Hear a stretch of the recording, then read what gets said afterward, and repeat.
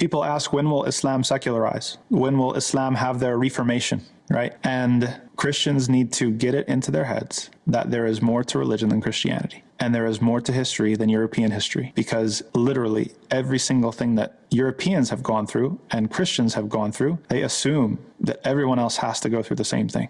Actually, this doctrine of theirs, or this assumption of theirs, is essential to their sense of progress and their sense of superiority, because they're placing themselves on a timeline way ahead.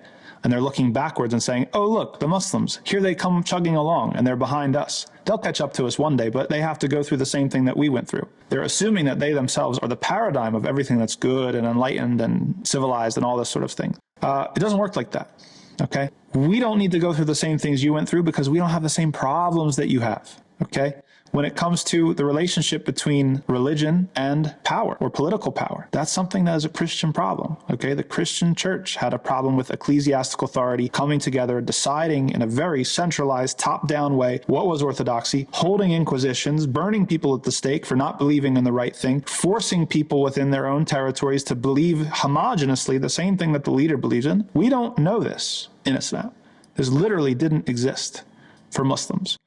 This sort of excess on the side of religion necessitated the secularism, necessitated the separation of church and state, necessitated the Reformation, because it was craziness for so long. The only way to stop Christians from killing each other over these sort of internecine differences and schisms was to come up with secularism to separate. That's not our history. That's not our problem, okay? You assume that your solutions are for everybody. Your solutions are for your problems. We don't have the same problems, so we don't need the same solutions.